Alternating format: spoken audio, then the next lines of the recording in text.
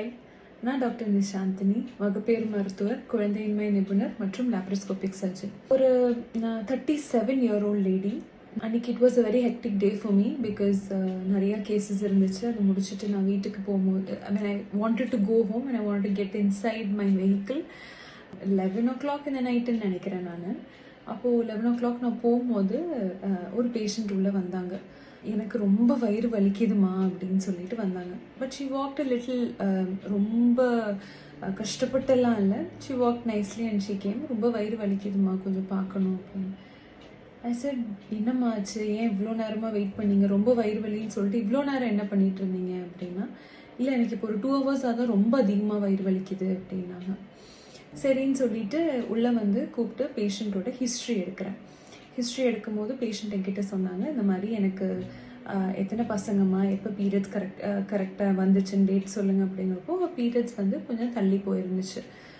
Around ஒரு 5 days 10 days தள்ளி போயிருந்துச்சு. எத்தனை பசங்க அப்படின்னு கேட்குறப்போ 2 குழந்தைங்க சொன்னாங்க. 2மே சிசேரியன் பண்ணாங்க. குடும்ப கட்டுப்பாடு பண்ணிட்டீங்களா அப்படின்னு கேட்டப்போ குடும்ப கட்டுப்பாடு பண்ணலை அப்படின்னு சொன்னாங்க. ஏன் குடும்ப கட்டுப்பாடு பண்ணலன்னு, she had her own personal reasons for it. சரி, okay, that's okay, no problem அப்படின்னு சொல்லிட்டு பேஷண்ட்டுக்கு வந்து இப்போ ப்ரெக்னெண்ட்டாக இருக்க சான்ஸ் இருக்காமா அப்படின்னு கேட்டால் எஸ் இருக்கலாம் அப்படின்னு சொன்னாங்க. சரின்னு ஒரு யூரின் டெஸ்ட் பண்ணி பார்த்தோம். யூரின் டெஸ்ட் பண்ணி பார்க்கும்போது urine test came back as positive. Periods தள்ளி போயிருக்குமா, பட் எனக்கு இன்னைக்கு நல்லாவே ப்ளீடிங் ஆயிடுச்சு, எனக்கு பீரியட்ஸ் வர்றதுனால தான் எனக்கு ப்ளீடிங் ஆயிடுச்சுன்னு நினைக்கிறேன், பட் இருந்தாலும் ஒரு தடவை உங்களை பார்த்துட்டு போகலாம் அப்படின்னு வந்தேன் அப்படின்னாங்க. Everything was not right for me because patient presence with ஒரு மிட் நைட்டில் வந்து எனக்கு ரொம்ப பெயின் அப்படின்னு வரும்போது things should not be taken very lightly அப்படிங்கிறது என்னோட இன்டென்ஷன். ஸோ இம்மீடியட்லி நான் ஒரு ஸ்கேன் பண்ணி பார்த்தேன். ஸ்கேன் பண்ணி பார்த்தா to my doubt and to my surprise it was a ruptured ectopic. இப்போ ரப்சர்ட் எக்டோபிக்னா என்ன? ரப்சர்ட் எக்டோபிக்னா யூஸ்வலாக இதுதான் வந்து உங்களோட கர்ப்பப்பை. இப்போது இந்த கர்ப்பப்பையில் வந்து நார்மலாக ப்ரெக்னென்சி வந்து மாதம் 8th day or 10th day or 12th day என்ன ஆகும் அப்படின்னா, எக்கு வந்து கரெக்டாக வெடிக்கும். எக்கு வெடிக்கும் போது என்ன ஆகும் அப்படின்னா, இந்த டியூப் இருக்குது இல்லைங்களா, இந்த டியூப் வந்து அந்த எக்கை வந்து கேப்சர் பண்ணிக்கும். கேப்சர் பண்ணி இது உள்ளே போய் இந்த இடத்துல ஆர் எனிவேர் இந்த centre of the fallopian tube தான் எக் போய் நிற்கும். ஹஸ்பண்ட் அண்ட் ஒய்ஃப் கான்டாக்ட் இருக்கும்போது என்ன ஆகும் அப்படின்னா, இந்த ஸ்பெர்ம்ஸ் வந்து இந்த இடத்துல பெனிட்ரேட் ஆகி வந்து யூட்ரஸ் வழியாக ட்ராவல் ஆகி டியூப்பில் தான் வந்து கரு நிற்கும். கரு நின்னதுக்கப்புறமா it forms an embryo. It will move பண்ணி கர்ப்பப்பை உள்ளே வந்து நிற்கும். அதுதான் ப்ரெக்னென்சியோட கணக்கு. So the time it reaches here. But there are ectopic sides.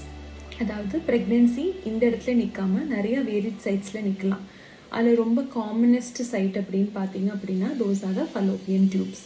Fallopian டியூப்ஸ்னால யூட்ரஸ் மாதிரி ப்ரெக்னென்சியை வித்ஸ்டாண்ட் பண்ண முடியாது. அப்போ என்ன ஆகும், ஒரு பாயிண்ட் ஆஃப் டைமில் அது பாட்டுக்கு வளர்ச்சி அடைஞ்சு போகும்போது டியூப் வந்து ரப்சர் ஆகிடும்.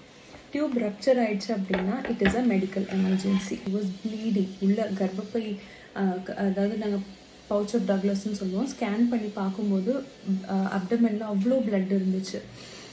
எமர்ஜென்சியாக பிளட் 1 or 2 bottles அரேஞ்ச் பண்ணிவிட்டு கடகடன்னு எல்லா இன்வெஸ்டிகேஷன்ஸும் பண்ணிவிட்டு we took her up immediately for a laparoscopic surgery. லாப்ரோஸ்கோப்பியில் பார்க்கும்போது அவ்வளோ பிளட் இருந்துச்சு பேஷண்ட்டுக்கு. அந்த டியூப் ரப்சர் ஆகி பிளட் போராயிட்டே இருந்துச்சு. பட் உடனே நாங்கள் அந்த வெசலில் கரெக்டாக கிளாம்ப் பண்ணி it was actually a life saving procedure for her.